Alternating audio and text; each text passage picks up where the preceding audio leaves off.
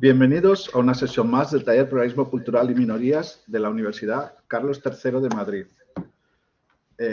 Hoy tenemos con nosotros a Luis Efrén Ríos Vega, que es un antiguo conocido en la Carlos III, un amigo del taller, y además es magistrado del Tribunal Superior de Justicia y catedrático de la Academia Interamericana de Derechos Humanos. Me gustaría presentar al ponente de una manera personal, puesto que lo conozco directamente, y también un poco hablar del tema, aunque luego dará tiempo la discusión. Pues Luis Efrén Ríos Vega es estudiante del máster y doctorado de la Universidad Carlos III de Madrid y es una historia de éxito. Actualmente es magistrado y ha sido el fundador de la Academia Interamericana de Derechos Humanos. He tenido la oportunidad de colaborar académicamente con él, puesto que he participado en diversos observatorios electorales organizados por el Tribunal Superior de Justicia Electoral de México y la Academia Interamericana. Y solo les puedo decir para ustedes que son estudiantes de primer y segundo, tercer año de máster, que para que conozcan un poco más de cerca las cualidades de este profesor que nos visita. Su trabajo fin de máster tenía 600 páginas sobre el candidato ideal de la política. Actualmente hay un límite de 150 páginas, pero digamos que nos demuestra como anécdota que era un tipo bien talentoso, porque además de las páginas, lo que contenía, pues tenía calidad. Bien, con respecto al tema, me parece muy interesante, muy novedoso. Se habla poco en España de estos temas, aunque se habla mucho de la justicia y se habla mucho de la politización de la justicia, la judicialización de la política, la politización de la justicia. Yo creo que lo que vamos a ver hoy son ideas nuevas, ideas interesantes sobre el tema de los jueces. Y sin más, y agradeciéndole mucho que nos haga hoy la ponencia, le doy la palabra a Luis Efrén Ríos Vega. Bueno, muy buenas tardes a todos y a todas. La verdad es un gran gusto estar aquí de nuevo en la Universidad Carlos III de Madrid, en el taller con el que fue mi profesor Óscar Pérez de la Fuente. La verdad es que con Óscar y con muchos colegas de la Universidad Carlos III, sobre todo el Departamento de Filosofía, en el área del Instituto hoy Peces Barba, antes tenía otro nombre, pero bueno, al final de cuentas todos venimos de esta generación, de esta escuela de Getafe, ¿no? Del libro rojo de Peces Barba, ¿no? Para estudiar la historia de los derechos humanos, la teoría de los derechos humanos, y por supuesto que en la formación, y eso se los puedo compartir como ya una persona que tuvo la oportunidad de tener estos cursos, me parece que estos talleres, que son formas alternativas de generar discusiones de temas actuales, son muy importantes para identificar temas, luego se convierten en algunas inquietudes para los estudiantes de elaborar sus tesis, tener algún paper, algún tema de discusión que nos ayude para nuestro trabajo final, tanto en la maestría como en el doctorado. Entonces, hay veces que se aprende más en los talleres, ¿no?, que en los cursos lectivos. Eso no lo digan con los profesores porque luego van a decir, entonces, ¿para qué queremos cursos en ese sentido, ¿no? Pero bueno, la verdad es que muchas gracias, Óscar, por la invitación y por supuesto a ustedes por darse la oportunidad de platicar sobre estos temas, ¿no? A ver, a mí lo que me gustaría es un poco platicarles,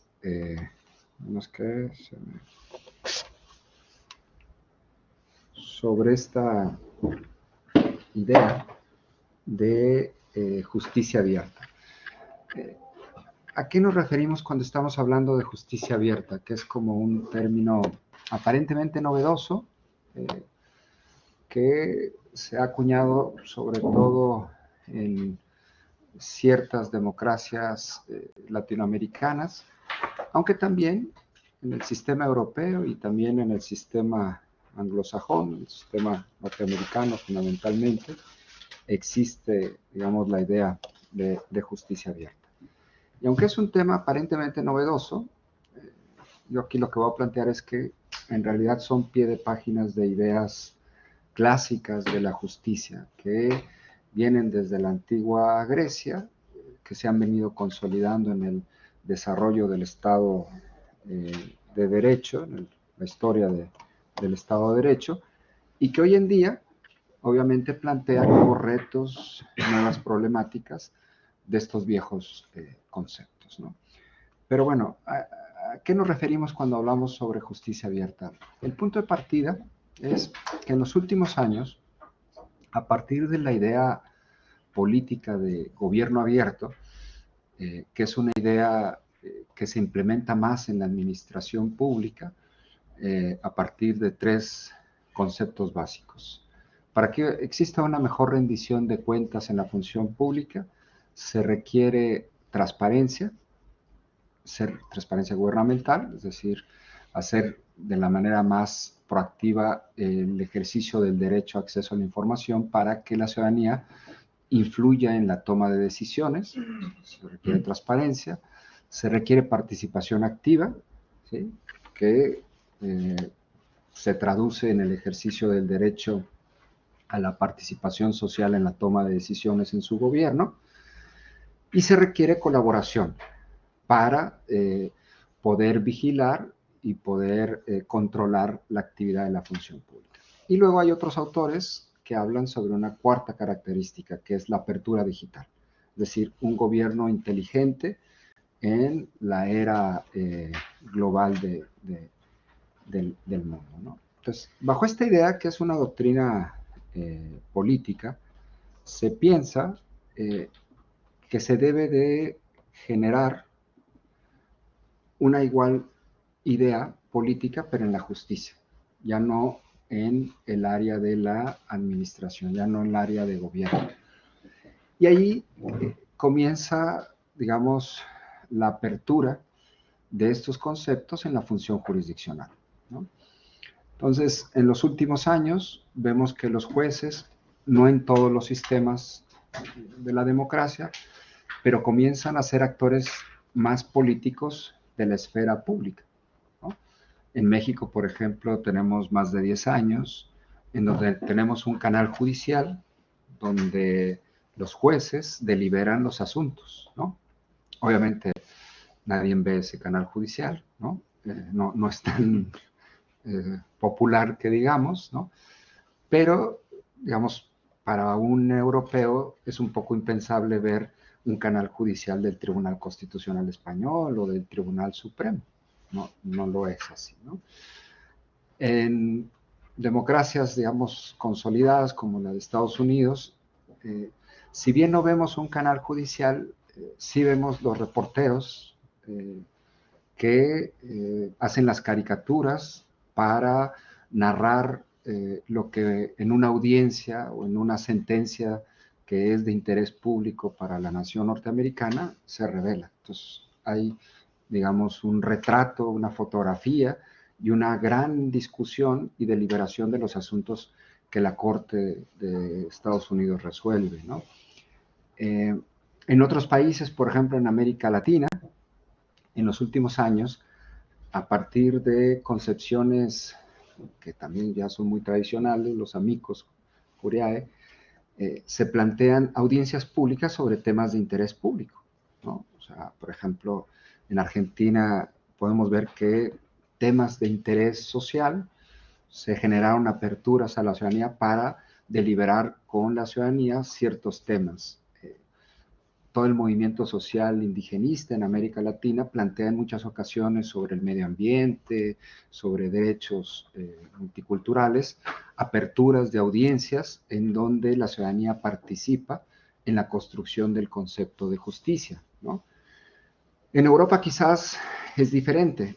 No vemos a un juez con un canal, tampoco vemos audiencias públicas donde se delibera, pero sí hay una tradición más o menos consolidada en donde la doctrina permanentemente influye en el diálogo con los jueces para construir los conceptos de justicia, ¿no? Y obviamente hay una opinión pública formalizada en los medios en donde se discute de manera permanente la deliberación de la justicia en el ámbito europeo. Claro, no vemos los protagonistas de los jueces norteamericanos o los jueces de los temas de debate en América Latina, son democracias distintas y más adelante, digamos, voy a platicar que son, en términos teóricos, plantean dos modelos opuestos. Entonces, cuando estamos hablando como punto de partida de justicia abierta, estamos tratando de explicar si el juez tiene que tener una apertura para deliberar con la sociedad los asuntos de justicia que le corresponde juzgar, ¿no? Ese es, digamos, el punto de partida. Y esta propuesta de justicia abierta, obviamente, se coloca en algunas democracias como una novedad del quehacer jurisdiccional por tratar de legitimar de una mejor manera la actividad judicial, ¿no? Y en otros hasta como una moda, ¿no? Se llega a decir que el juez abierto, el juez transparente, es el juez que necesita la sociedad para impartir de una mejor manera la justicia, ¿no? Sin embargo, estas ideas en una sociedad democrática plantean temas de filosofía política, de filosofía jurídica y por supuesto concepciones que me parece que no son nuevas, ya son temas que se han venido construyendo en la concepción de la función judicial tradicional, ¿no? Pero me parece que también plantean riesgos, es decir, estas aperturas, por ejemplo, en ciertos contextos, la pregunta es si esto no promueve un populismo judicial que pueda poner en riesgo los derechos y las libertades de las personas, o si este derecho de la ciudadanía a participar en la deliberación de la justicia, pues no puede acarrear más que una legitimación, pues una decisión arbitraria de los jueces a la hora de juzgar los asuntos que les correspondan, ¿no? Entonces, no es una idea en términos estrictos pacífica, ¿no? Porque pone en duda, pone a debate muchas ideas tradicionales del elitismo judicial, que es como ha funcionado, al final de cuentas, la concepción del juez, ¿no? Siempre se nos ha dicho, en términos democráticos, como idea hegemónica, que los jueces son contramayoritarios, ¿no? Es decir, no está su legitimidad en la voluntad popular del pueblo, sino en la argumentación jurídica de sus sentencias que hacen efectivas la ley, que esa es la voluntad popular y de ahí deriva su legitimación. Pero no es que los jueces tengan que seguir la ley de la mayoría para poder ser legítimos, ¿no? Siguen la ley de la mayoría, que es la ley, pero protegiendo la ley de la minoría, que es la ley de los derechos. O sea, en términos generales, esa es la concepción tradicional, ¿no?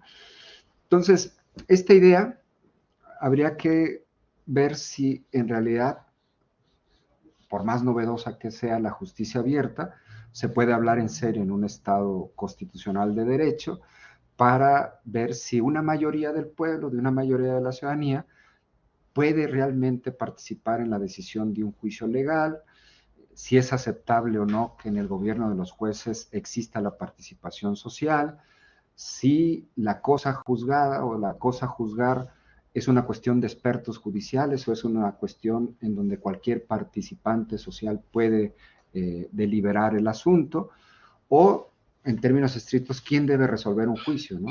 Si una comunidad de élite judicial o incluso el pueblo. Y al final es una discusión filosófica. Si la ley, en términos generales, es una razón pública que se expresa en una comunidad democrática, habría que ver si esas razones públicas también son parte de la deliberación a la hora de significar en un caso concreto la ley. O sea, no solamente para conformarla, sino también para aplicarla e interpretarla. Entonces, lo que les voy a plantear aquí es que esta idea nueva, aparentemente novedosa, plantea por una parte el derecho de la deliberación pública de la justicia, ¿no?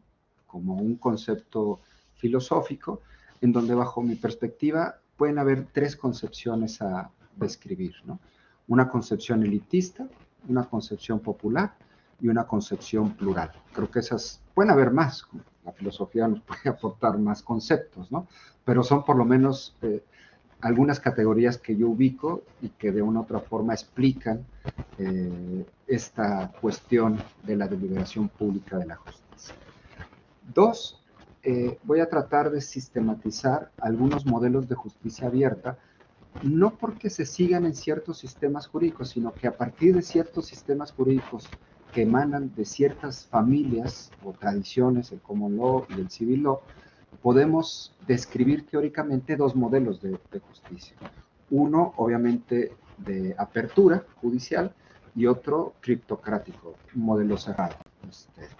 Insisto, ahorita que platique un poco más sobre ellos, no es que haya un modelo legal de justicia abierta así, sino que a partir de ciertos contextos, a partir de ciertas prácticas judiciales, a partir de ciertas regulaciones en diferentes países, que emanan de diferentes familias, el civil law y el common law, podemos describir dos modelos distintos, ¿no? Y una reflexión final, que es un poco, yo le digo el top 10 de del Open Justice, ¿no? De la justicia abierta, es decir, 10 categorías que podemos discutir sobre en qué medida un juez en cualquier democracia tiene la posibilidad de aperturar sus procesos judiciales para la deliberación social de la cosa justa. Esas son las tres cosas que voy a platicar. En primer lugar, a ver, la deliberación pública de la justicia. Esta es una cuestión, me parece, de filosofía pura y dura, ¿no? O sea, si al final de cuentas tenemos la discusión permanente de la razón pública que se construye en una sociedad, John Rawls nos decía que la forma en cómo una comunidad, por más divergencia o por más diferencia de opinión que pueda existir o situaciones de desigualdad que pueden haber en una comunidad, la manera de cómo se organiza, la manera en cómo se privilegian las decisiones y la manera en cómo se regula esa articulación de esa comunidad, a eso le llama John Rawls la razón pública. Y eso, pues, es la ley, ¿no? La ley que configuramos para normar nuestra actividad. Y a partir de ahí, como saben muy bien, pues se construye toda una teoría de la justicia para poder justificar ciertas ideas liberales, republicanas, comunitarias, de cómo organizar, cómo privilegiar la decisión de esa razón pública, ¿no? Aquí la cuestión es que toda esa teoría, en una parte de la doctrina de la filosofía política, se desarrolla luego en lo que en términos jurídicos llamamos teoría de la legislación, ¿no? O sea, ahí hay principios en la teoría de la legislación que regulan la forma en cómo un legislador debe de construir esa voluntad pública, ¿no? Waldron, por ejemplo, nos explica claramente cuáles son esos principios. Los de la teoría de la argumentación jurídica luego esos nos los ordenan como métodos de interpretación, ¿no? O sea, creo que esa es la construcción tanto de la teoría de la legislación como la teoría de la argumentación jurídica. Sin embargo, hay un paso importante a discutir aquí. Estos principios de teoría de la legislación, en donde la ley tiene que ser plural, tiene que haber una configuración de deliberación mínima, tiene que haber una construcción formal del procedimiento legislativo, todos estos principios que nos han enseñado en la teoría de la legislación. La pregunta es, ¿son los mismos principios que deben de gobernar también a la hora de interpretar una ley? ¿No? Porque si se aplican esos principios, entonces un juez tiene que ser abierto también para significar el derecho. O dicho de otra forma, si el pueblo, a través de estos principios, configura las razones públicas de la ley, la pregunta es, ¿ese pueblo también tiene derecho a conformar las razones públicas de su interpretación? ¿No? Y ahí comienza el debate del juez, ¿no? Porque la primera postura que tenemos, que hemos organizado, siguiendo inclusive un poco la idea de Robert Dahl, es que para aplicar la ley por diferentes razones, construcciones, se nos ha dicho que el juez simple y sencillamente aplica la norma, ¿no?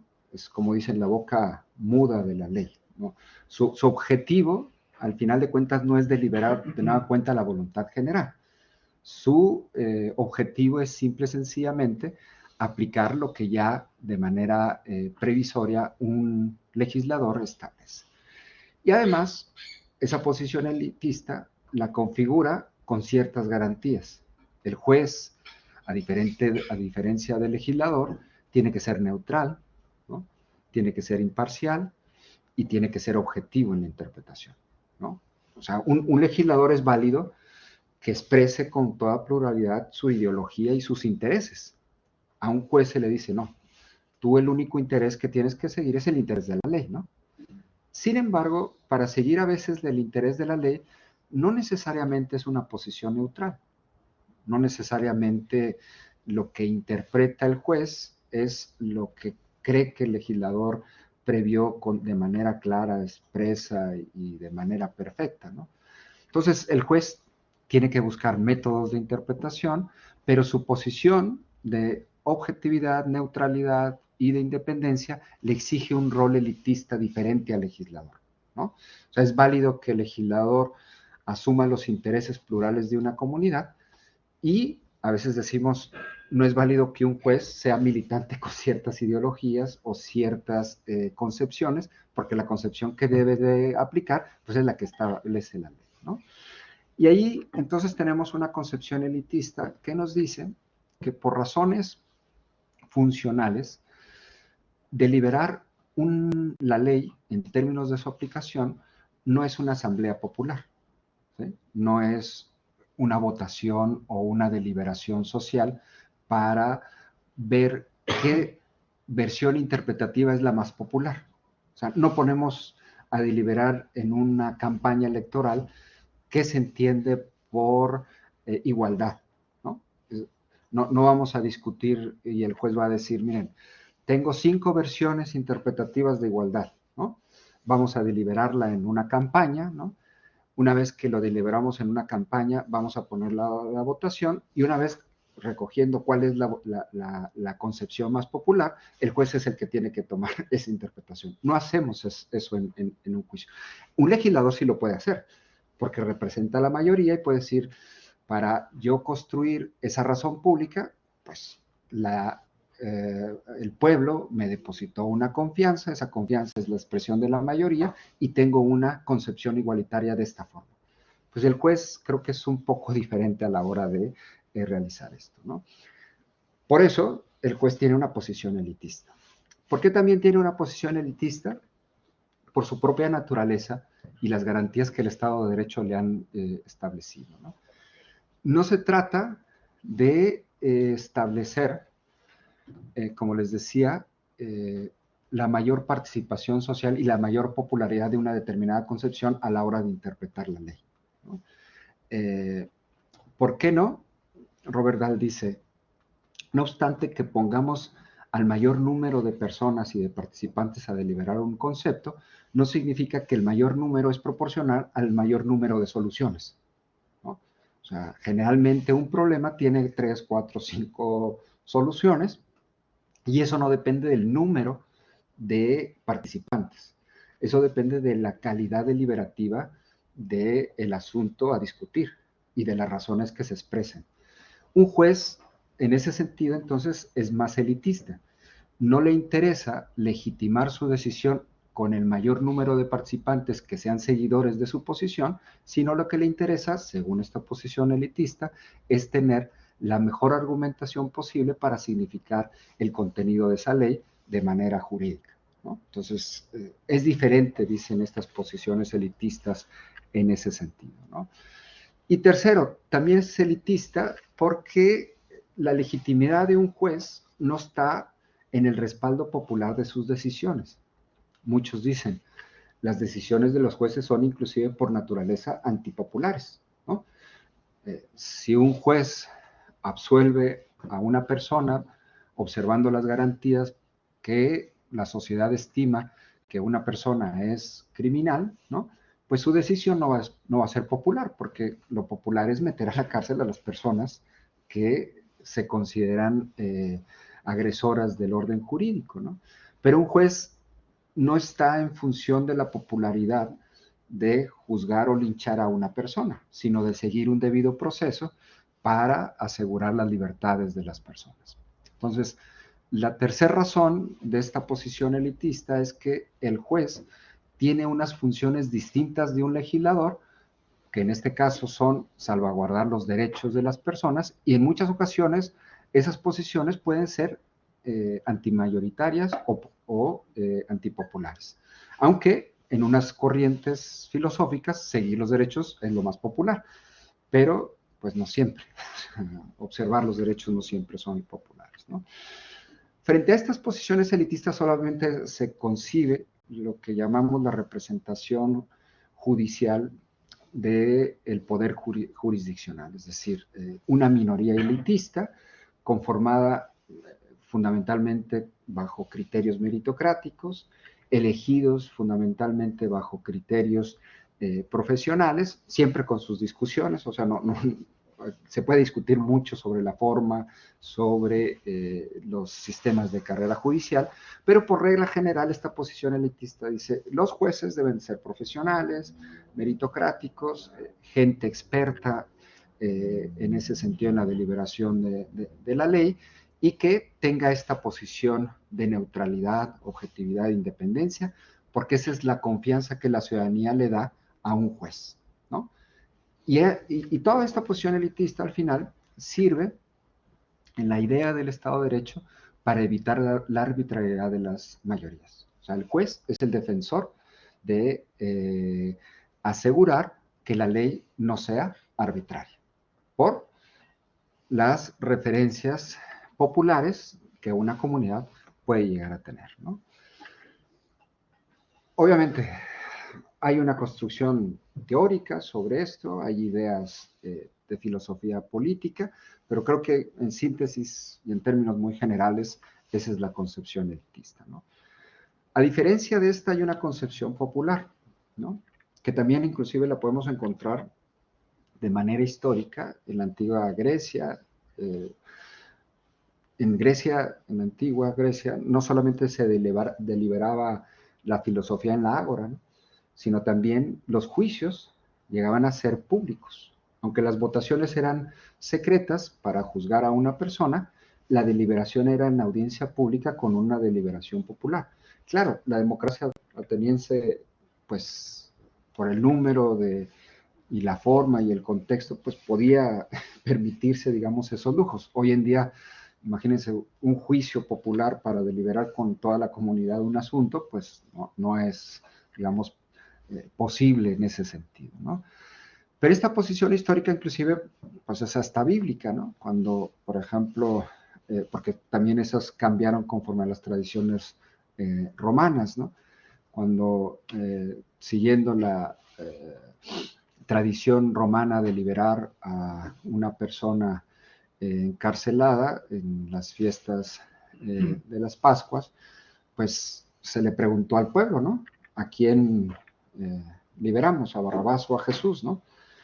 Y por eso muchos doctrinarios dicen, no hay que preguntarle al pueblo porque siempre escogen a los ladrones, ¿no? O sea, se le pregunta al pueblo a quién quieres, pues históricamente en términos religiosos, esta lección de la Biblia dice, el pueblo siempre se inclina por el peor, ¿no?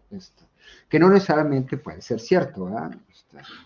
Hay lecturas bíblicas que dicen que Barrabás era un inocente, ¿no? Porque todavía no había sido juzgado y el delito por el cual se le había cometido en realidad no era, digamos, un vulgar ladrón y asesino, ¿no? O sea, había aparentemente problemas de legítima defensa en ese sentido, ¿no? Pero digamos que esa parábola nos sirve para discutir que, digamos, no es muy razonable que un juicio esté sujeto a una voluntad de aclamación de decir quién es culpable y quién es inocente. O sea, no es esa, ¿no? Pero cuando hablamos de concepciones populares en ese sentido, no estamos hablando de esto, porque se puede llegar, digamos, al argumento al absurdo, ¿no? sino estamos hablando de un constitucionalismo actual, inclusive que nace en Norteamérica, como una concepción crítica del elitismo judicial, ¿no? Los norteamericanos en los últimos 30 años han venido construyendo una idea de constitucionalismo social, constitucionalismo popular, para regresarle al pueblo su derecho a deliberar la cosa justa en la interpretación y no solamente en su conformación, ¿no? Y hay toda una tradición constitucionalista actual, que se está hablando mucho sobre constitucionalismo popular, sobre la manera en que se cuestiona el carácter antimayoritario de los jueces. No es que se ponga en duda la función del Poder Judicial a la hora de resolver estos asuntos.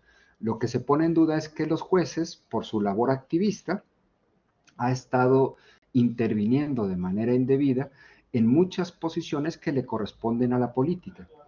Y a la hora de deliberar esas cuestiones políticas, dicen estas concepciones, no le corresponde a esa élite judicial, sino le corresponde a la comunidad.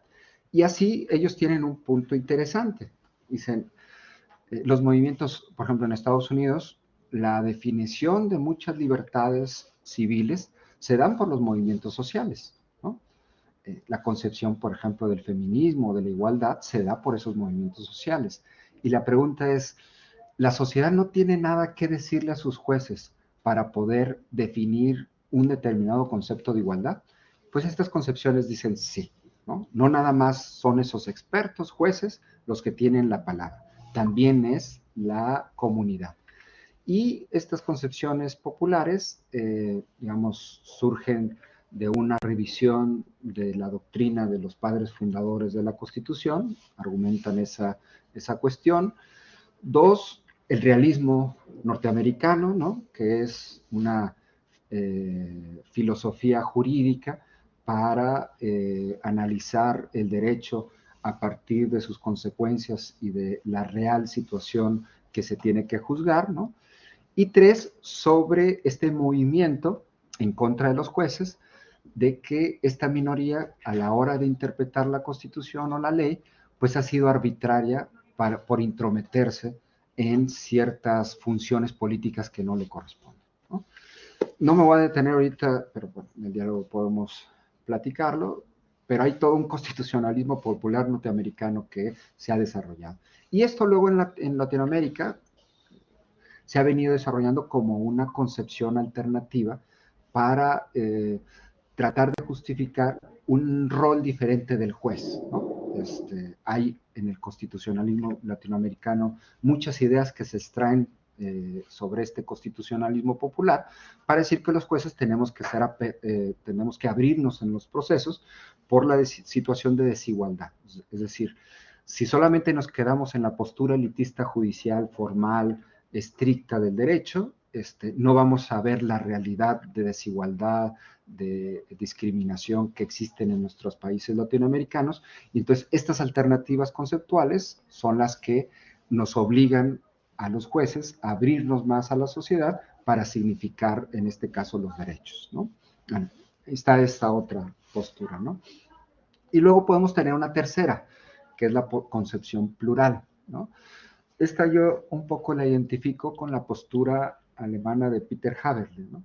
Sobre la concepción cultural del derecho, sobre la idea de los participantes e intérpretes de la Constitución en una sociedad abierta, en una sociedad cerrada, en la perspectiva plural del derecho, en donde, dice Peter Haberle, quien debe de interpretar la Constitución es quien la vive también, no nada más quien la interpreta, no nada más quien la aplica.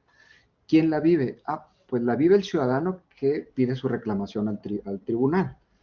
La vive el partido político que plantea situaciones de competencia constitucional. La vive una ciudadanía afectada, un grupo, un colectivo determinado que le interesa la interpretación legal que sobre determinado concepto le puede afectar ese tipo de interpretación.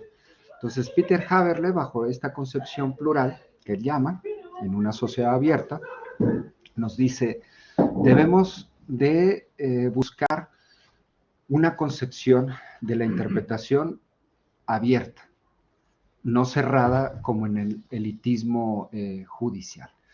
Y entonces ahí, bajo esta concepción, podríamos decir, no es que una minoría elitista tenga la última palabra, no es que el pueblo, entendiendo el pueblo, esa forma de articular una sociedad civil, una comunidad de diversos participantes, que al final es la concepción mayoritaria de esa comunidad para su razón pública, tampoco, sino la deliberación de unas minorías y de mayorías que van descubriendo la interpretación de esa razón pública que se debe de aceptar en la interpretación de la ley.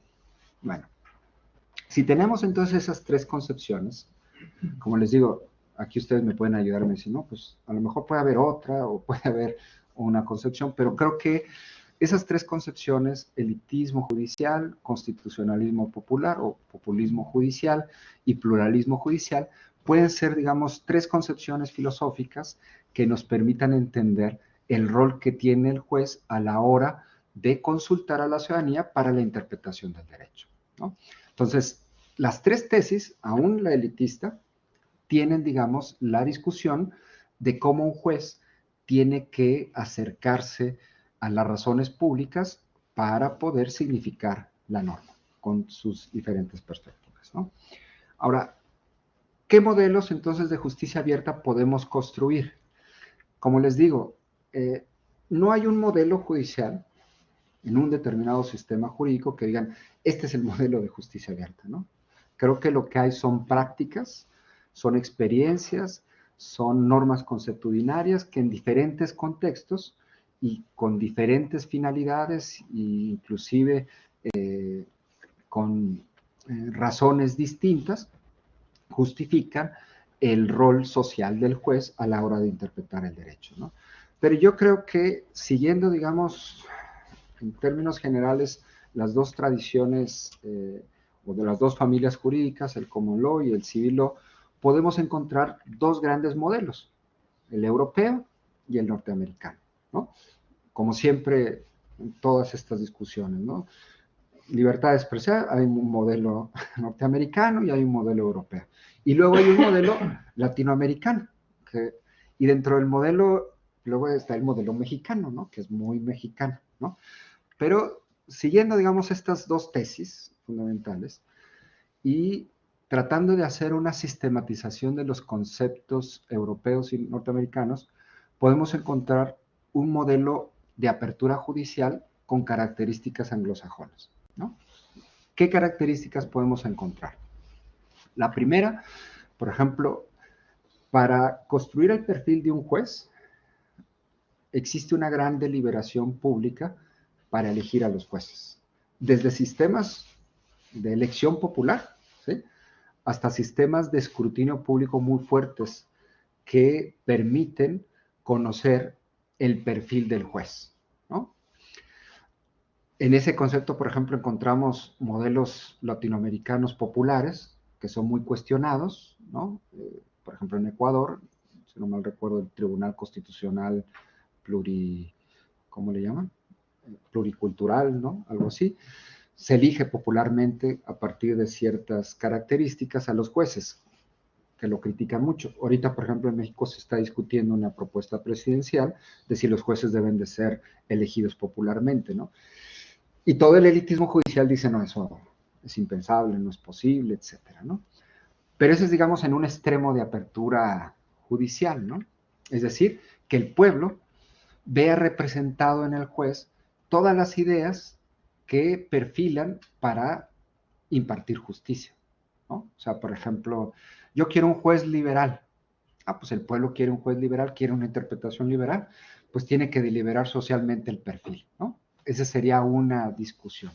O una discusión más matizada como en Estados Unidos, en donde en el Senado los jueces, los Chief Justice, pues comparecen en el Senado y de las preguntas principales que le hacen es, ¿y usted qué opina del aborto? ¿No? ¿Y usted qué opina del uso de las armas? ¿O usted qué opina de tal enmienda? Y uno, en términos tradicionales, un juez conservador diría, pues déjeme que conozca el caso y le digo qué opino, ¿no? En términos de concepción. Entonces, tenemos un modelo en donde el escrutinio para que el pueblo tenga una representación judicial, pues tenga esa participación para definir el actor judicial que la sociedad en su mayoría requiere o que consensa para poder interpretar la ley, ¿no? Y hay una discusión filosófica interesante, ¿eh? ¿No? Yo no, o sea, aunque como dijo Oscar aquí, él hizo una tesis sobre elitismo de candidatos, yo en ese sentido era de la posición elitista, ¿no? Sigo siendo inclusive, ¿no? Oscar era de la posición contraria, no más plural, etcétera, ¿no? Pero aún siguiendo esas posiciones elitistas, creo que tienen puntos de vista muy interesantes en donde a lo mejor un pueblo sí tiene derecho a deliberar la forma en cómo quiere su actor judicial a través de estos mecanismos de participación social, ¿no? Entonces, esa es una primera característica. Una segunda característica es que además de que hay procesos de apertura a la hora de elegir a un juez, esos modelos, y me refiero a modelos de jueces de cuerpo colegiado, o sea, de cortes supremas, ¿no? Tienen una alta discrepancia en sus opiniones jurisdiccionales, ¿no? Es decir, el voto disidente se convierte en parte de la construcción del disenso y del consenso del derecho, ¿no? O sea, cuando estudiamos, por ejemplo, el derecho norteamericano, los jueces vemos los votos particulares, ¿no? A veces hasta inclusive son más importantes que la sentencia, ¿no? Dicen por ahí que los votos de una minoría o de en particular se convierten en la mayoría en un futuro según la época judicial a discutir, ¿no? Entonces, también hay una apertura judicial a deliberar internamente esas situaciones contramayoritarias, ¿no? Tres, estos modelos también plantean una gran participación de la sociedad, especialmente una audiencia especializada, para dar su opinión sobre los asuntos de interés. O sea, la figura de los amigos, ¿no? Por ejemplo, en Estados Unidos, los profesores permanentemente influyen en la corte con amigos, ¿no?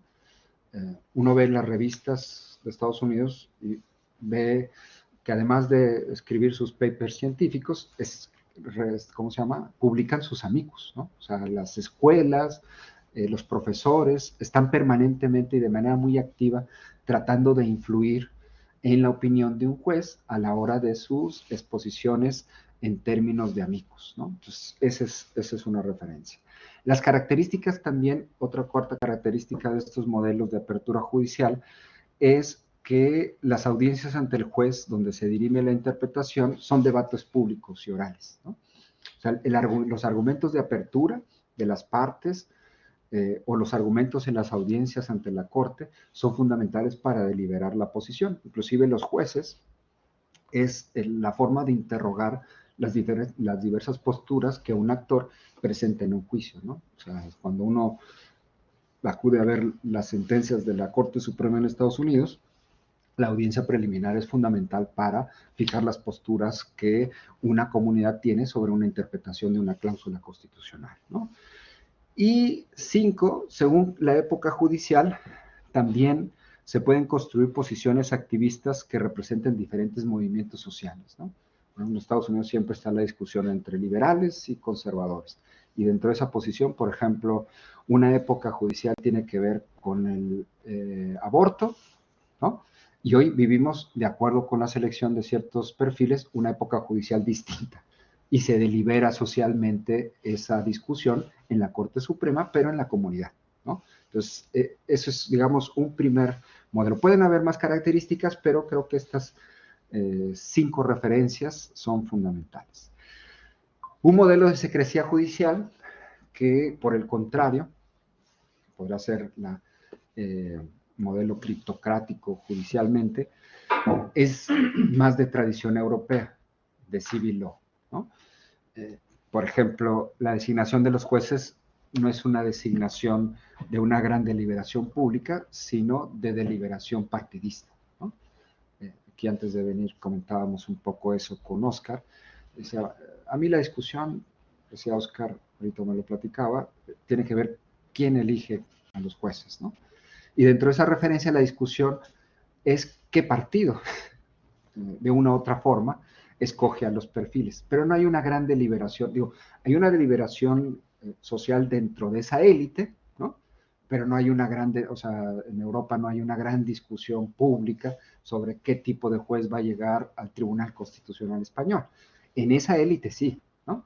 Es un modelo más cerrado, más formalista, con otro tipo de reglas. Puede haber un escrutinio fuerte, una deliberación fuerte en esa élite, pero no es social como en Estados Unidos, ¿no? Las cortes, aunque eso ha ido cambiando en Europa, pero fundamentalmente por el principio de unidad constitucional, hablan con una sola voz, ¿no? El modelo tradicional es la corte italiana, ¿no? Ahí inclusive se prohíben los votos particulares, ¿no? O sea, un tribunal solamente habla por una sola voz. ¿Por qué? Porque el derecho tiene que ser único, pleno, coherente, y no tiene que haber opiniones divergentes que configuren en ese sentido la opinión jurídica que el tribunal va a dictar. Es una sola voz, ¿no? En Europa hay diferentes modelos, obviamente. En España, por ejemplo, sí se permiten los votos particulares, pero no hay esa gran tradición de voto disidente como en el sistema norteamericano, ¿no? Tres, tampoco hay una gran participación social en los juicios. Sí existe una gran tradición de la doctrina y de la deliberación de la doctrina en la forma de analizar el derecho, por supuesto, ¿no? Pero no es una deliberación social, es una deliberación más elitista, ¿no? Yo siempre decía cuando discutimos los amicus, ahora en mi formación, en mi experiencia judicial, me decían, es que eso de tener amicus es un poco parcial, ¿no? Porque tú vas a consultar a tus amigos que te digan lo que quieres escuchar en la interpretación, ¿no? Yo decía, mira, aún en los modelos cerrados siempre tienes amicus. Esos jueces en un modelo cerrado siempre van con un amicus que es el profesor o la voz doctrinaria dominante que le permite dirimir algún problema específico. Lo que pasa es que no lo hacen de manera abierta, ¿no? O sea, siempre los jueces necesitamos de un amicus, que en este caso es la doctrina, y que en este caso puede ser un profesor reconocido, sus lecturas, sus artículos, ¿no? Pero no lo abrimos. Es decir, no decimos, aquí hay esta problemática, audiencia especializada, díganme qué opinan sobre este tema. Si no, vamos de manera cerrada con esos amigos a conocer su punto de vista. Entonces, en las dos referencias existen, ¿no? Cuatro, no existen obviamente tantos debates públicos y de deliberación. En estos modelos no significa que no haya deliberación, lo que pasa es que la deliberación es más de opinión pública informada en un contexto mediático, ¿no? No es que, como en América Latina, se abran las audiencias públicas y se abre un proceso plebiscitario para discutir un tema. La opinión está más en un modelo tradicional de medios, de opinión informada, de articulistas, que influyen con sus conceptos, pero no significa que no haya deliberación. Lo que pasa es que el modelo es distinto, ¿no? Y finalmente, por regla general, estos tipos de modelos de apertura judicial, los jueces, para evitar tensiones con el legislador, son deferentes, ¿no? Cuando un europeo conoce la jurisprudencia latinoamericana y ve cómo un juez asume activismos en diversas materias de política, los profesores europeos se impactan. Dicen, pues es que estás tan locos, ¿no? O sea, ¿cómo puede ser posible que el juez mande obligar al Ejecutivo a hacer tal cosa, esta política? Eso no es derecho, ¿no? Tiene una visión más elitista sobre esa referencia y el papel que tiene el derecho en la construcción de una sociedad más igualitaria, pues le permite decir, eso le corresponde al legislador, no le corresponde al juez, ¿no? En cambio, en contextos con estas referencias, dicen, no, pues es que los políticos no lo hacen, los jueces lo tenemos que hacer en esas referencias, ¿no? Entonces, los jueces son más deferentes con el legislador democrático, ¿no? Como digo, estos son modelos que cada país sigue, no. Son modelos hipotéticos que yo estoy reconstruyendo a partir de ciertas tradiciones de familias jurídicas y a partir de ciertas prácticas que observo, como tendencias más o menos generalizadas, ¿no? Pero entonces podemos identificar estas dos referencias, ¿no? Un modelo cerrado, europeo, elitista, ¿no? Y un modelo abierto, norteamericano, con una apertura social del papel que tiene la democracia en la construcción de la opinión pública de los jueces. Ahora, y ya para terminar, ¿qué hablamos ya como experiencias concretas de justicia abierta, ¿no? Como que mucha doctrina, mucha filosofía y como que todavía no se aterrizan todas estas ideas. Yo considero que hay 10 temas prácticos en donde se puede implementar un modelo de justicia abierta con tensiones de estas doctrinas filosóficas y jurídicas que se pueden desarrollar, ¿no?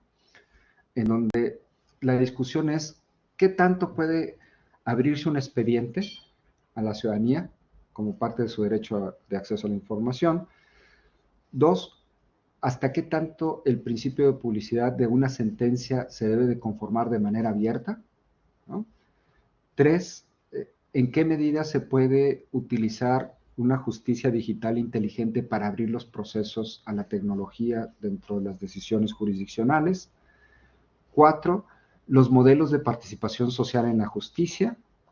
5, servicios abiertos de justicia, o sea, no solamente de juzgar, sino otro tipo de servicios de justicia. 6, la administración propia de los jueces, si tiene que ser abierta o no. 7, la disciplina judicial abierta, es decir, el control de los jueces. 8, el tema de la anticorrupción judicial, si tiene que tener modelos abiertos para la deliberación de estos temas. 9, la forma de construir el ingreso, ascenso, permanencia, la carrera judicial, si tiene que ser abierta o no. Y 10, la estadística, la forma de contar el trabajo jurisdiccional en cuanto a los modelos que te permite a la sociedad cuestionar pues, la lentitud, la eficacia, la evaluación de la justicia, ¿no? Esos 10 temas, en un informe que trabajamos ahí en la Academia Interamericana, le llamamos como el top 10 del Open Justice, ¿no? Como las 8 características de la moral interna de Fuller, ¿no? Las 10 características de la justicia abierta son estas, ¿no? Y si les parece, nada más planteo algunas ideas, ¿no? sobre este tema. A ver, por ejemplo, un expediente judicial tiene que ser el expediente público, libre y sencillo al acceso de la ciudadanía, ¿sí o no? Veamos 3 ejemplos, ¿no? Si vamos a la discusión de la justicia constitucional que tiene por objeto, por lo regular, dirimir la validez de una norma, diríamos, el principio de publicidad de la ley es una característica de moral interna del derecho, ¿no? Si no hay publicidad, pues no hay la posibilidad de que la ciudadanía conozca sus derechos ni obligaciones, y el valor moral es que no sabe a qué atenerse, ¿no? Según Fuller diría, si no es pública la norma, pues no es moral, ¿no? Simple y sencillamente, ¿no? Bueno, aquí la pregunta es, todo el proceso de una ley es público, ¿no? Cuando se presenta una ley, cuando se delibera, en las tradiciones parlamentarias hasta se tiene que publicar en los periódicos la ley, ¿no? Y se delibera en la casa de los representantes, ¿no? Y la pregunta es, ¿y cuando se delibera su invalidez no debe ser público? Y unos dirían, sí. Pues sí, nada más que el Tribunal Constitucional alemán delibera la validez o no de una norma a puerta cerrada y una vez que termina su sentencia, ¿no? ¿Sí? ¿Eso hace más ilegítimo el fallo del Tribunal Constitucional alemán? Pues no creo que los alemanes se pongan a discusión sobre la legitimidad de su Tribunal Constitucional, aunque delibere a puerta cerrada, ¿no? Pero la discusión de la publicidad me parece que es un tema interesante. Pero tampoco eso hace que los jueces constitucionales europeos que deliberan a puerta cerrada pues sean más ilegítimos que los que deliberan a puerta abierta, ¿no? Por el contrario, jueces que deliberan a puerta abierta, pues en México, por ejemplo, no porque salgan en la televisión públicamente a deliberar, se hace más legítimo su fallo, ¿no? Entonces, esa es una discusión importante para medir qué tanto la publicidad plantea eso. Pero hay un punto interesante. Si la ley, en cuanto a su conformación, tiene que ser pública, me parece, siendo congruente, que la deliberación de esa ley, cuando tenga que ser inválida, también tiene que ser pública, porque es el valor moral del derecho, ¿no? Luego veremos los procedimientos que permiten esa discusión. Entonces, esa referencia genera hasta cierto punto que todos los, o debería de generar una categoría de la publicidad, que todos los asuntos en donde se delibere cuestiones constitucionales, la ciudadanía en modelos abiertos o cerrados tiene que haber una forma de publicidad, ¿no? Justicia penal, ¿no? Si seguimos, por ejemplo, la tradición de la justicia penal, ya no la constitucional, pues todos los juicios penales, por esencia, por razones históricas, deben de ser públicos, ¿no? ¿Para qué? Para evitar la arbitrariedad, para evitar los procedimientos inquisitoriales, para evitar la fabricación de delincuentes, ¿no? Entonces, un asunto tan delicado como determinar si una persona es inocente o culpable, por tradición normativa de sistema jurídico, ahí hay una publicidad permanente. Desde la concepción norteamericana de poner los juicios por jurado, ¿no?, hasta las concepciones actuales en donde los juicios orales son debates públicos, en donde prácticamente la ciudadanía tiene derecho a saber qué es lo que una persona está juzgándose en contra del poder penal en ese sentido, ¿no? Justicia civil, por el contrario, uno pensaría, y a la ciudadanía le interesa saber el conflicto que existe en un juicio familiar o civil, ¿no? Y uno pensaría, no, porque la naturaleza del conflicto es privado, ¿no? Me interesa saber todo el conflicto familiar que existió en un divorcio. En principio, pues uno diría no, ¿sí? Pero luego otra vez la moral, la publicidad como característica de la moral interna diríamos, ¿y no nos interesa a la ciudadanía conocer cómo un juez va a deliberar las prohibiciones o los derechos familiares para así determinar su comportamiento en una comunidad familiar? Y yo creo que sí. A mí a lo mejor, bueno, no a lo mejor, a mí no me interesan los problemas familiares que tiene la comunidad, pero sí como ciudadano, no solamente como juez, me interesa saber cómo un juez va a deliberar pues la patria potestad, los derechos de alimentación, porque de esa forma yo tengo derecho a influir con mi opinión a la hora de delimitar lo que un juez va a fijar como obligación o como permisión. Y eso es otra vez moral interna del derecho, publicidad y derecho de la ciudadanía a conformar su voluntad general, que es la ley, ¿no?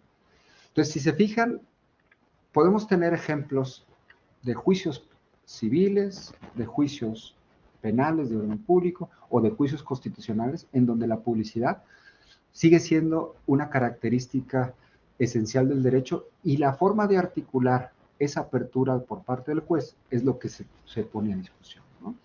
Entonces, todas estas cuestiones de crear versiones públicas de juicio, crear de manera pública la reserva judicial, ¿no? O sea, ¿por qué tengo que crear este tipo de referencias? Pues son parte de estos mecanismos de justicia abierta, ¿no? Sentencias abiertas. ¿Cómo se hacen las salchichas en la corte, ¿no? Dice, hay una tradición obvia, ¿no? Que si la gente conociera cómo se hacen las salchichas y las leyes, ¿no? No, por un lado, no se comerían las salchichas, ¿no? Y por otro lado, no obedecerían el derecho, porque si saben cómo se hacen y cómo se cocinan, pues ni se las comen ni lo obedecen. Entonces, ¿cómo se hacen las salchichas en la corte? ¿Cómo se hace la sentencia, no? Tiene que ser un proceso abierto, ¿no? Y aquí entran las naturalezas elitistas del juez. Los jueces no tenemos que pronunciarnos por una razón de imparcialidad antes. O sea, yo siempre he dicho, los jueces tenemos que tener buen estómago, ¿no? Y buenos oídos. buenos oídos para escuchar y buen estómago para poder digerir todos los reclamos, ¿no? ¿Sí? Y teniendo buenas orejas y buen estómago, luego una buena capacidad deliberativa hace un buen resultado, ¿no? Pero por la naturaleza del juez elitista y por una garantía no del juez elitista, sino frente a la ciudadanía, los jueces no podemos dar opiniones anticipadas, ¿no? O sea, no, tenemos que mostrarnos imparcialmente en ese sentido, ¿no? Entonces, ¿cómo se puede construir un proceso de una sentencia abierta?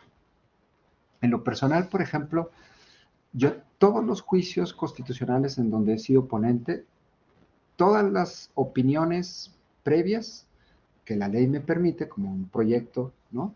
Como las actuaciones son públicas, ¿no? Esto me ha acarreado en mi localidad, pues un sinnúmero de críticas, ¿no? Desde situaciones de, quiere influir con la opinión pública y quiere influir con no sé qué, ¿no? Pero creo que basándome en un principio de ley de la publicidad y en la ley de transparencia, que dice que todos los juicios constitucionales tienen que ser públicos, salvo causa reservada, todo mi proceso de conformación del juicio lo pongo a disposición del público, incluyendo la sentencia que propongo al Pleno e incluyendo, inclusive, esa sentencia que se pone públicamente, se difunde antes y hago audiencias preliminares de discusión de esa sentencia con la ciudadanía. Y han existido casos, ¿no? Luego les platico un caso en donde se generó públicamente eso y el Pleno inclusive me revocó todas las actuaciones porque consideró que era una actuación irregular de mi parte, ¿no? Pero aquí la discusión es hasta qué punto un juez tiene que conformar un juicio de manera pública más allá de la publicidad procesal que le debe dar a las partes, ¿no? ¿Por qué? Porque de manera tradicional un juicio es aquel en que solamente participan las partes y no terceros extraños al juicio que pueden dar su opinión. Bueno, en lo personal, tratándose de juicios constitucionales, han habido casos, por ejemplo, que me han tocado resolver sobre migrantes, sobre personas desaparecidas, en donde a mí me ha interesado conocer la opinión de esa sociedad civil, conocer la opinión especializada de organismos internacionales o nacionales, y eso me ha permitido tener una mejor opinión de la sentencia que voy a conformar, ¿no? Entonces, ese es otro tema. Y ahí está la discusión, ¿no? Cuando la ciudadanía entiende cómo se conforma una sentencia de manera pública, para el propósito de las salchichas, ¿no? Pues no es que no se las vayan a comer, ¿no? Es que me parece que más allá de la mayor o menor legitimidad, por lo menos a los jueces nos permite entender más razones públicas a la hora de significar el derecho, ¿no? Tres, todos los temas de la sentencia pública relacionada con la deliberación social. Comentaba Oscar, y quizás esto es por mi tradición académica. Yo tengo que será 15, 20 años tratando de organizar deliberaciones con audiencias especializadas de los jueces, ¿no? Cuando la primera vez que lo hice en mi país, ¿no? Pues era como una cuestión novedosa, ¿no? E inclusive los profesores europeos decían, ¿me vas a pagar para cuestionar a un juez? Sí, sí, sí. Esa es la idea, ¿no? Bueno, todas estas audiencias especializadas es el papel que siempre la doctrina en un modelo elitista hace, con sus anuarios, con las revistas, etcétera, ¿no? Pero no hay procesos públicos de rendición de cuentas ante el juez. Y menos que el juez escuche a esa audiencia especializada para conocer en qué se equivocó para no equivocarse de nueva cuenta. Estos observatorios, monitores, diálogos, ¿no? Me parece que son formas de participación social de las audiencias especializadas que critican a los jueces para que los jueces, cuando fallen en la siguiente, pues puedan tener una mayor retroalimentación, análisis o escrutinio de sus sentencias, ¿no? Esto no se hace, digamos, por deferencia a una corte, modelos cerrados, ¿no? O sea, no, los profesores europeos no son contratados por el Tribunal Constitucional alemán para que les critiquen, ¿no? Como que hay un respeto, ¿no? Pero, pues pueden haber estas deliberaciones sociales para que los jueces, con respeto, con diálogo, con deliberación, puedan construir este tipo de referencia, ¿no? O, por ejemplo, cuando uno quiere buscar el derecho de los jueces, no es lo mismo que nos pongan el archivo PDF de la sentencia a que nos pongan buscadores que faciliten temáticamente la jurisprudencia o sitios proactivos que te permitan identificar en ese sentido las sentencias. Digo, cuando están haciendo un doctorado, pues sí tienen todo el tiempo para ver todas las sentencias y sistematizarlas, ¿no? Pero una ciudadanía esperaría que la identificación de todas las sentencias sea accesible, ¿no? Sea tematizada, así como lo hacen en Norteamérica las universidades cuando revisan los casos y eso facilita el diálogo y el entendimiento del derecho con ese tipo de sistematización de casos, pues en otras jurisprudencias es imposible, ¿no? O sea, es prácticamente imposible buscar y encontrar el derecho vivo que de una otra forma hacen los jueces, ¿no?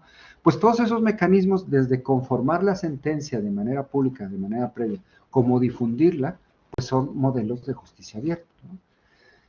Justicia digital e inteligente. Por ejemplo, ahora un tema actual obviamente es la justicia digital, ¿no? Inteligente, y el uso de esa tecnología en la solución del debido proceso, ¿no? COVID obviamente aceleró estas ideas que más de una década tiene la justicia, pero esto se contrapone con los modelos elitistas, en donde dicen los juicios no deben de ser abiertos, tienen que ser en papel, ¿no?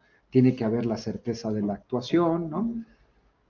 Pero, pues hoy en día, pues las notificaciones digitales, las audiencias, yo todos los amigos, por ejemplo, los hago en audiencia Zoom, ¿no?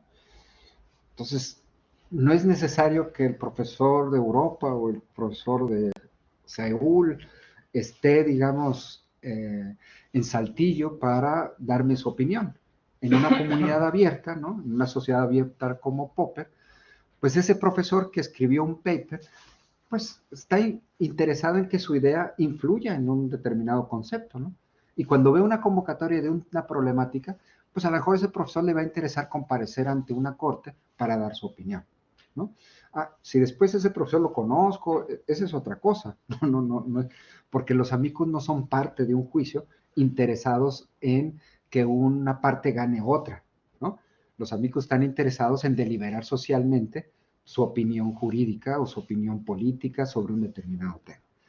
Pero en las sociedades abiertas, por ejemplo, en los amigos, yo he tenido profesores de toda parte del mundo en donde por problemáticas de convocatorias específicas les interesa dar su opinión por los estándares internacionales, porque les interesa el tema de manera particular, porque hay problemas comunes en donde ellos tienen alguna opinión sobre ese tema, ¿no?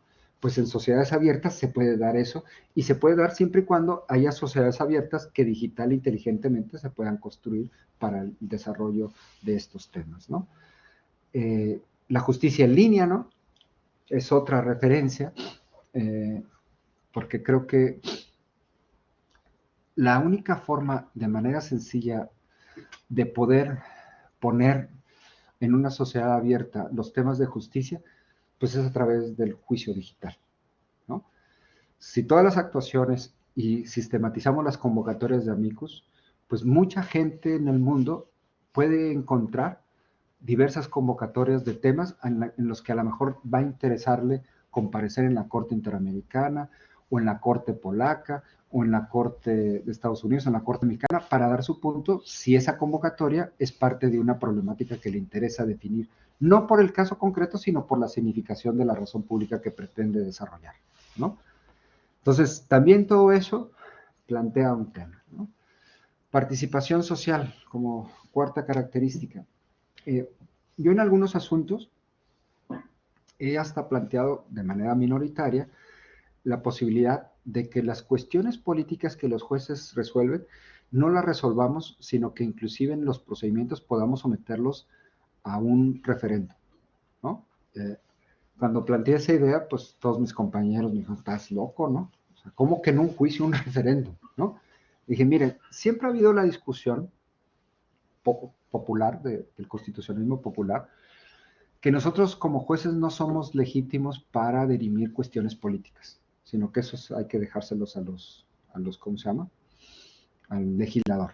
Y entonces lo que tenemos que hacer es una deferencia para que el legislador legisle, ¿no? Dije, pero la excepción es que el caso concreto requiere resolverse, ¿no? No se lo podemos postergar con una nueva ley. Claro, sí podemos obligar al legislador, mire, aquí hay una omisión, legisle para los casos futuros, pero no va a legislar para ese caso. Los que legislamos para el caso, los que creamos el derecho, somos nosotros, los jueces, ¿no? Estoy de acuerdo que hay algunos asuntos políticos que no podemos dirimir. Por ejemplo, en el caso de los migrantes, en un asunto que yo tenía, no me parecía legítimo que el juez fijara el monto de la cuota, porque eso tiene que ver con una deliberación popular, ¿no? ¿Cuánto es lo que un grupo vulnerable tiene derecho como cuota a pagar en un servicio? Pues un juez como que no está tan legitimado, porque no representa a la mayoría de esa carga fiscal, ¿no? Pero digo, pero si en el caso concreto a la comunidad social le pedimos al órgano que organiza aquí referéndums y plebiscitos que nos haga una consulta, ¿no? Pues para resolver el caso concreto por lo menos tenemos una consulta y nuestra decisión judicial va a estar basada en esa aceptación popular. Yo no voy a decidir cuánto es el apoyo social que le debe de dar a ese grupo, pero sí puedo generar una consulta popular para que una vez debidamente organizada en un debido juicio, pues esa sea la decisión para el caso concreto.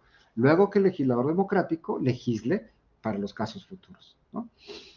Pues obviamente fue un voto particular, no prosperó, pero es una forma de entender que el juez no es legítimo para tomar decisiones políticas, pero que hay instrumentos de participación social que te permiten en el debido proceso hacerlo de manera ordenada, razonable. No crean que tampoco es, a ver, levante la mano aquí quién está a favor de dar una cuota. Pues no, hay que hacerlo de manera informada, previa, consultada, etcétera. Y así pueden haber consultas con personas discapacitadas para el estándar internacional para una ley que les afecte, para los indígenas. Los jueces podemos ordenar ese tipo de cosas, ¿no? En suma, pueden haber dentro de estas referencias, como les digo, del top 10 del Open Justice, diversas características que siempre ponen en duda el papel del juez en la deliberación social de la justicia por el número de participantes que puede existir, ¿no? Yo hasta aquí lo dejaría, si les parece. Eh, Podemos charlar algunas dudas, pero creo que esa es la tesis principal, dada mi experiencia judicial, que podemos descartar este tema. Bueno, yo creo que ha sido muy, muy interesante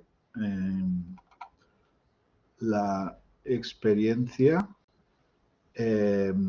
y como siempre hacemos en el taller, un turno abierto de palabras. ¿Quién quiere intervenir? Pues adelante, ven para aquí. Espero que salga el vídeo, porque si no, al menos saldrá el sonido. Adelante, Miguel. Gracias. A ver si me logro organizar. A ver, es como una pregunta que inclusive llevo algunos días reflexionando, entonces voy a intentar poder aterrizarla, pero, por ejemplo, yo creo que hay un paradigma actual de cómo bueno, intentamos como limitarlo como en el paradigma constitucional, ¿no? De la deliberación constitucional, donde yo creo que a raíz de, inclusive, tendría que haber un estudio, ¿no? De qué alimenta primero, si fue como un movimiento filosófico y luego legislado, pero bueno, creo que llegamos a un punto donde hay como un catálogo de derechos humanos que son, pues no se pueden decidir sobre ellos, ¿no? Que es como una concepción aceptada, yo creo que en las democracias occidentales, que hay una esfera de lo no decidible o un coto vedado, ¿no? Entonces, como partiendo de esta premisa, es donde yo creo que se sustrae como de la participación popular de este catálogo de derechos, donde se cree popularmente en la judicatura que no debe haber una deliberación sobre esos derechos porque se acepta una teoría filosófica de que son como un coto vedado. Pero no está entendido, yo reflexionando como esta idea de los nuevos constitucionalismos, la idea de popularizar las deliberaciones constitucionales, pienso, si se cree que las personas no pueden deliberar sobre el coto vedado, que es el catálogo de derechos humanos, porque no tienen como los conocimientos suficientes, como particularmente en búsqueda de argumentos filosóficos para interpretar la Constitución. Entonces, como una solución más factible para democratizar las deliberaciones constitucionales, o sea, obviamente los procesos pueden recibir una alteración, pero yo me pregunto como su opinión como juzgador, si es como racional o planteable como analizar la idea de cómo también dotar más a la sociedad de habilidades o herramientas para interpretar la Constitución, como en este entendido de que se cree que o sea, las poblaciones no están capacitadas para interpretar la Constitución, más en esta idea como del naturalismo, que el juez es como una especie de persona racional, capacitada filosóficamente para, pues, no decidir como a mayoría de derechos sobre otros, sino que es capaz de hacer un proceso reflexivo y filosófico para encontrar como una respuesta correcta que en una ponderación, en un choque de ese catálogo vedado o que no puede imperar como de ex ante un derecho sobre otro, tiene que ser como caso por caso. Me pregunto si se ha planteado o cuál es su idea de más bien intentar, antes de buscar mecanismos de participación popular en la deliberación constitucional, buscar como garantías a que una población pueda estar más capacitada en procesos de interpretación constitucional. Pienso mucho particularmente como en Haberle, ¿no? En la idea de la Constitución como un organismo vivo y cultural que debe ser de todos, pero también pienso en la realidad de México, que a veces como que las personas no están ni siquiera capacitadas por docencias ya bueno, deficiencias en derechos sociales, como para inclusive alcanzar a pensar o interpretar como las personas que nos dedicamos a pensar e interpretar la Constitución, ¿no? Sí. Bueno, digamos que ese es un tema clásico de la filosofía, ¿no? Jurídica y política de quién, digamos, está en mejor posición para deliberar un concepto, ¿no? Obviamente, otra vez están las posturas elitistas, plurales o populares.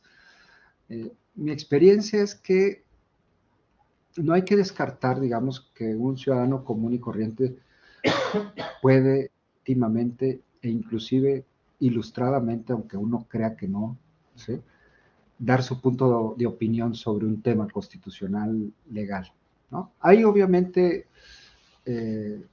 discusiones muy sofisticadas en la ley, ¿no? Dicen, los jueces somos los peritos de los peritos y por eso no necesitamos prueba, ¿no? Pero, por ejemplo, para interpretar, obviamente, una prueba de psicología testimonial o una prueba pericial, pues necesitamos de auxilio, ¿no? De una sociedad experta, ¿no?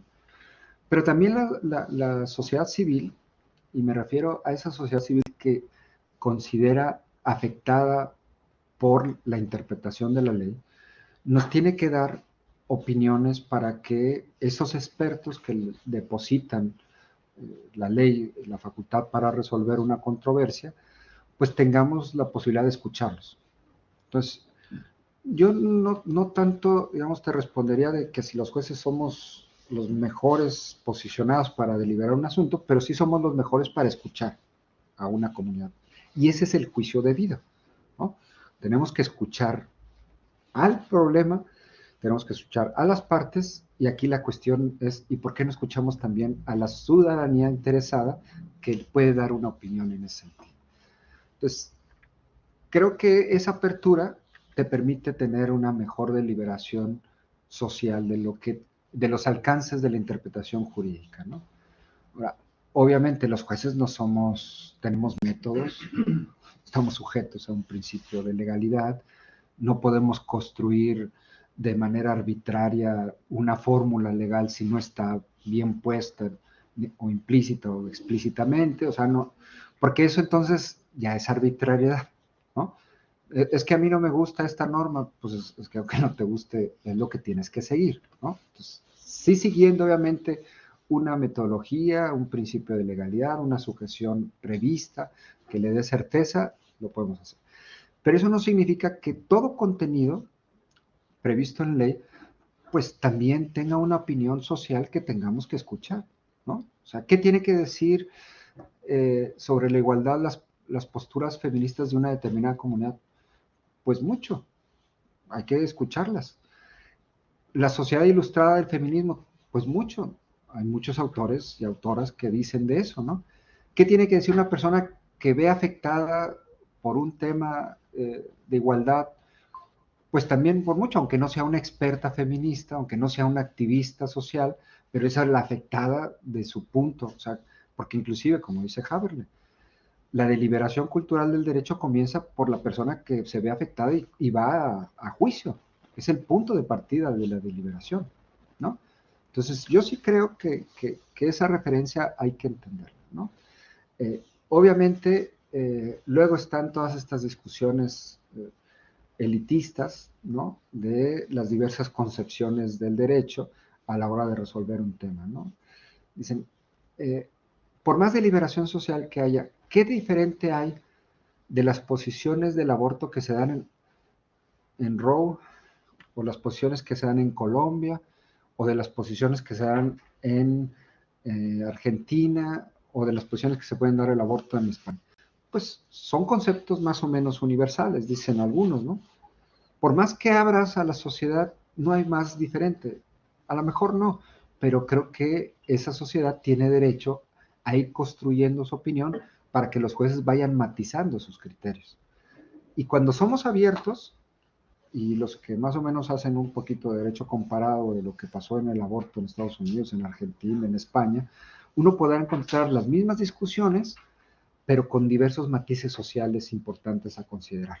Eso es lo que hace, digamos, una posición abierta a la hora de deliberar este asunto. Bueno, hay una pregunta en el chat. Muchas gracias, profesor, por la ponencia. ¿Es posible escapar al elitismo de la elección de los jueces y la distribución del poder? Si se opta por un modelo abierto, ese sistema también existe una élite que elige y resulta electa. Entonces, ¿la deliberación será siempre elitista? Jaime Luis Rojas pregunta. Sí. A ver, yo creo que en términos políticos, siempre la distribución del poder para poder justificar una conformación de una representación es la pugna entre una mayoría y una minoría. O sea, creo que en eso tiene razón Haberle de decir, por más que construyamos una élite judicial, esa élite judicial está sujeta a los controles del legislador, primero porque el legislador es quien pone la ley para que ese juez arbitre la controversia, entonces la primera, digamos, condición que tiene esa élite es seguir la voluntad general prevista por un legislador, ¿no? Entonces siempre hay eso, ¿no? Pero luego a la hora de interpretarlo, pues, ¿quién atraviesa? Pues una minoría, que es el del conflicto, que le plantea el problema a un juez y le pregunta, oye, ¿qué entiendes por igualdad? ¿Qué entiendes por discriminación? Etcétera. Entonces siempre hay un juego deliberativo entre minorías y mayorías. Ahora, ya en términos estrictos, la forma de la apertura a la hora de designar, pues depende de cada contexto y qué contexto de cada sistema jurídico y qué tradición dentro de ese sistema le permite una funcionalidad que una comunidad acepte, ¿no? O sea, a lo mejor para ciertos contextos es oportuno y es razonable y es adecuado elegir a sus jueces de manera popular, ¿no? Para otras tradiciones no, eso es impensable, ¿no? Entonces, aquí las filosofías multiculturales siempre son importantes para revisar este tipo de cuestiones, ¿no? Pero siempre, por funcionalidad, va a haber una élite designada para poder articular la decisión. O sea, es imposible hacer funcionar orgánicamente una comunidad para resolver conflictos siempre de manera popular. Es decir, no cada vez que A le deba a B, vamos a montar una asamblea constituyente para decidir quién levanta la mano para ver si le debe A o a B. Pues es imposible, no se puede hacer, ¿no? Entonces siempre hay ese juego de una élite, de una mayoría, y aquí, digamos, hay conceptos tradicionales de representación política que funcionan, y luego estas aperturas de la representación política para hacer, no digamos más popular o democrático, sino más funcional y adecuado el ejercicio del poder, ¿no? Bueno, tenemos 10 minutos porque debemos de acabar a -4 para que vayan al máster. Les comento, a ver, bueno, muy interesante, muy apasionante el tema. El tema que quiero comentar, yo conozco más el tema de la democracia, ¿no? Entonces, la democracia deliberativa. Entonces, te voy a comentar una cosa de la democracia deliberativa y a ver cómo se aplica el tema de la justicia abierta. Es decir, una cosa muy conocida, ¿no? ¿La verdad política es lo que dice el pueblo o la verdad política es algo independiente del pueblo? Si es algo independiente del pueblo, el pueblo se equivoca, ¿no? Y entonces está la doctrina Julia Roberts, de Moreso, no sé si es la conoces, que dice que el Tribunal Supremo se equivoca. Es una película de Pelicano que le dice al profesor, el Tribunal Supremo se equivoca, pero para que decir que el Tribunal Supremo se equivoca, tenemos que saber qué es lo correcto. Mi pregunta es, ¿lo correcto es lo que dice el pueblo o lo correcto es, hay otra fuente de legitimidad epistemológica, el conocimiento jurídico va por otro lado? Para llegar a, o es una mezcla. Y luego, ¿qué opinas del populismo punitivo? Bien. A ver, un tema clásico, como bien comenta también Oscar, es el problema de la creación del derecho, ¿no? De sus fuentes, ¿no?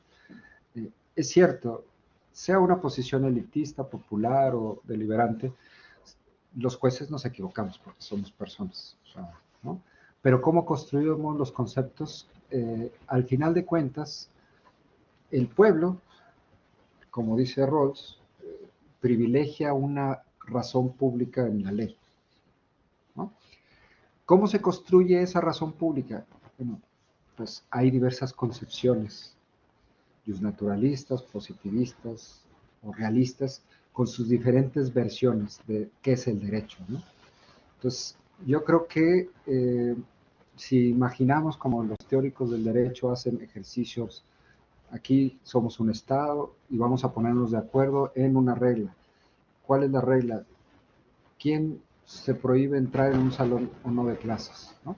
Y podemos hacer un ejercicio de diferentes puntos de vista, de decir, se prohíbe la entrada de animales, se prohíbe la entrada de personas que traen animales, o sea, podemos deliberar, ¿no?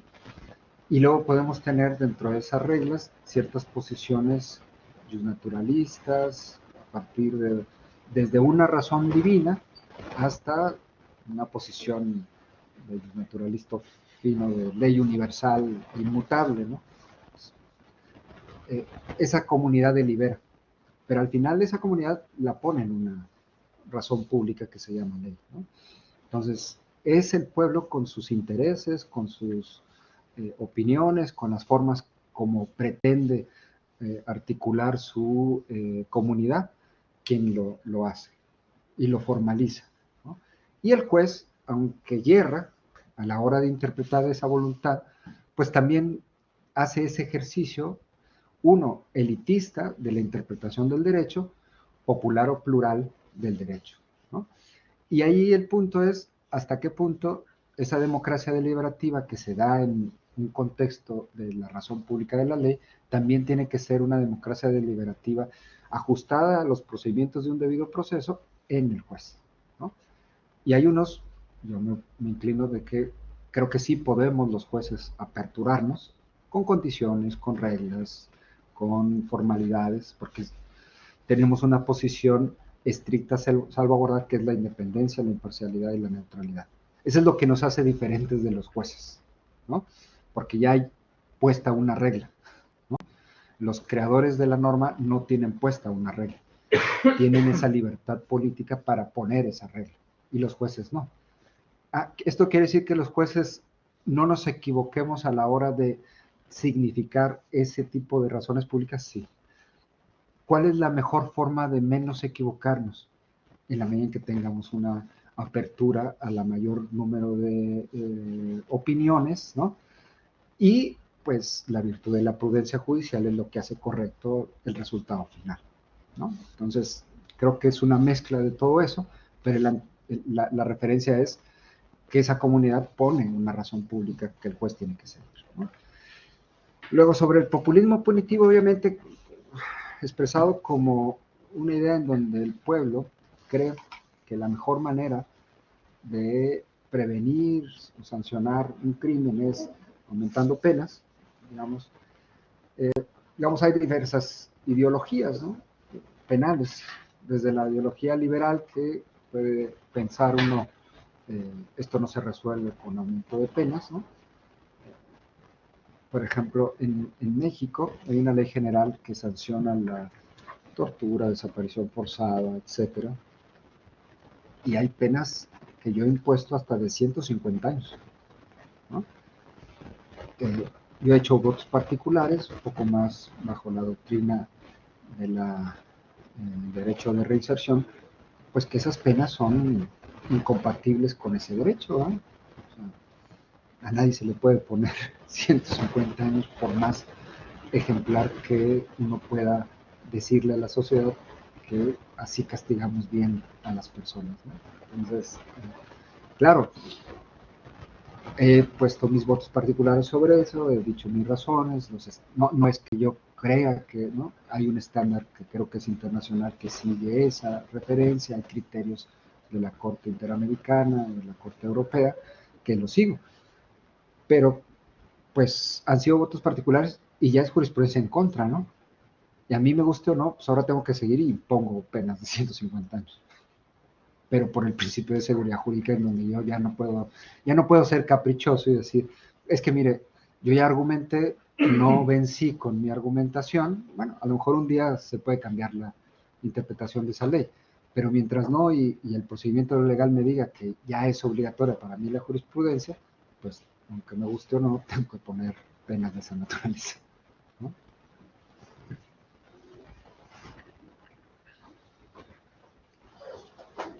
Hay un libro que se titula Los votos disidentes del juez Holmes, y quizá algún día, el día de mañana, se escriba el libro Los votos disidentes de Luis Efrén Ríos Vega, esperando que ese día llegue. Le agradecemos mucho su extraordinaria ponencia y nos emplazamos para la próxima sesión del taller, que será el 11 de enero con Luis Miguel Jaraba, y será online, será una sesión online. Muchas gracias.